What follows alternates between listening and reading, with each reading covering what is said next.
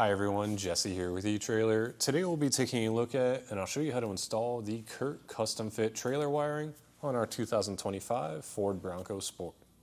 Trailer wiring is just one of those things that's absolutely necessary if you plan on doing any kind of towing with your vehicle. It's going to keep you safe and legal out there on the road.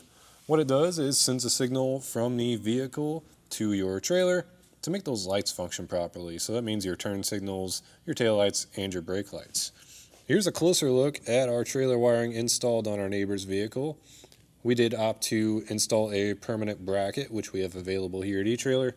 But if you're not looking to drill holes through your bumper, it's perfectly fine to just hang it from your safety cable loop here using the included dust cap. Our 4-pole plug is just your standard plug that'll fit on any standard 4-pole trailer plug, and it does come included with that built-in dust plug to keep any dirt or road debris from getting in there. Really, that's about all there is to it. As I said, it's just one of those things that's absolutely necessary if you're planning on doing any towing. If you have any questions or concerns about this trailer wiring or anything else we offer here at eTrailer, feel free to reach out to us. We'd be happy to get you pointed in the right direction. When it comes to the installation with this kit, it's honestly a pretty easy process. You will have to remove your tail lights because it's going to plug directly into there, and then also run a power wire to the front of the vehicle.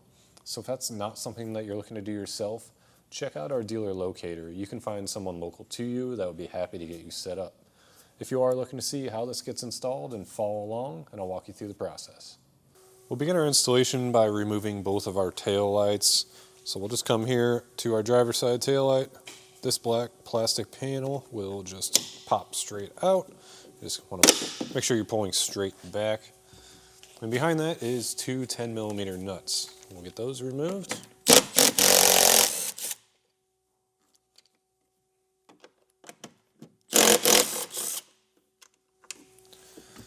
And with those removed, once again, we're going to pull our tail light straight back. It's just held in by a couple of clips. And turn it around, and we have our electrical connector here. Push in on this pin and separate the plug, then set your tail light aside. Now we're underneath our vehicle, and what I did was sent a piece of airline tubing down through our tail light pocket.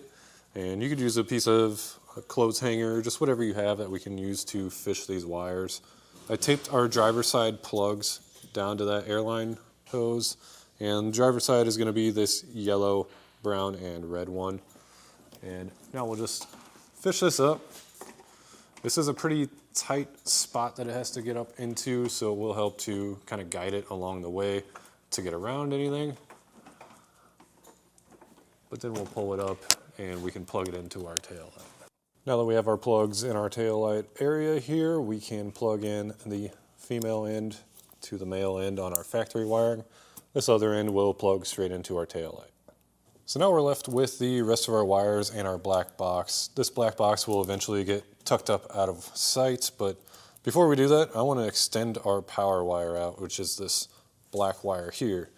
In your kit, you'll have some regular butt connectors. I'm not going to use those since we're doing this connection outside the vehicle. I prefer to use these heat shrink butt connectors to make a nice watertight seal.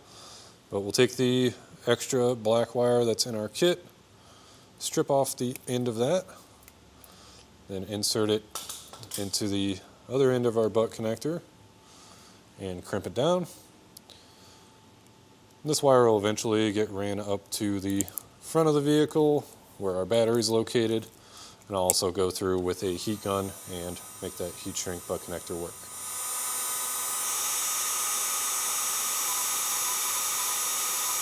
Now our white wire is our ground wire, and you'll see it already has a ring terminal on it. So we'll use the included self-tapper and drive that into some solid metal. Really anywhere on our frame rail here will work just fine. And I'll get that driven in.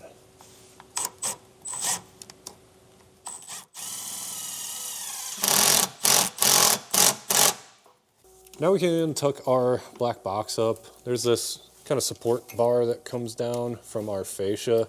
I'm going to use the included double-sided tape and stick this to that, and also run a couple zip ties along it just to make sure it stays secure. And once we have that set up, we'll run our black power wire to the front of the vehicle, and then our green wire is going to run up to our passenger side tail light the exact same way that we did the driver's side.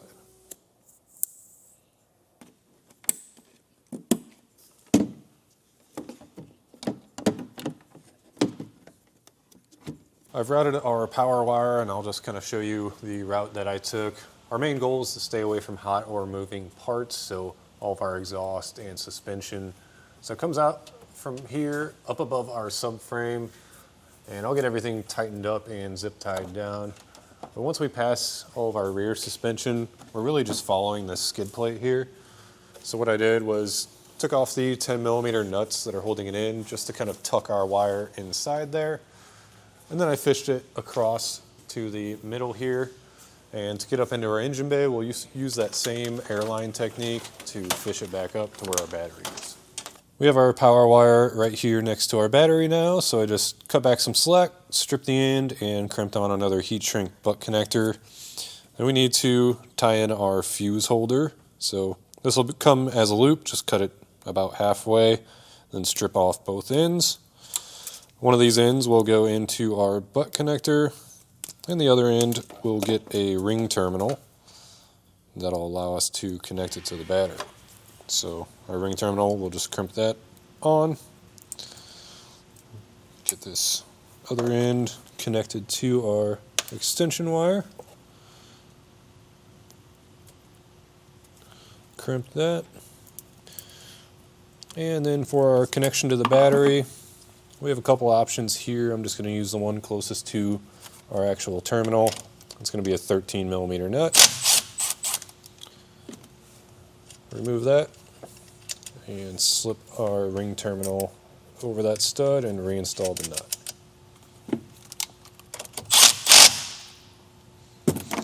With that connection made, we can install our fuse. Just get it lined up with its slots and firmly push it down. And now before we button everything up and clean up all of our wiring, I like to test our light functions and make sure they're working properly. Now we have our 4-pole tester plugged in. You could also use a test light to test these functions or just hook up to your trailer. We just want to make sure everything's working before we hit the road. So I'll turn on our taillights, then our left turn signal, right turn signal, and our brakes. Now at this point, you could just tuck up your 4-pole wiring behind your fascia here and hang it from the safety cable loop using your dust cover. But our neighbor wants it permanently mounted, so that's what we're going to do. So what we'll do is just kind of mark out. We don't really have a lot of options as far as factory mounting points, so I have our 4-pole bracket here. I'm just going to mark 2 holes. And since we're going into plastic here, I'm going to drill out 2 holes and then use a bolt and nut with a thick washer on the backside just to give us a little bit of extra support. Now that we have our wiring bracket hooked up, that's going to do it for our look at and installation of the Curt custom fit trailer wiring kit on our 2025 Ford Bronco Sport.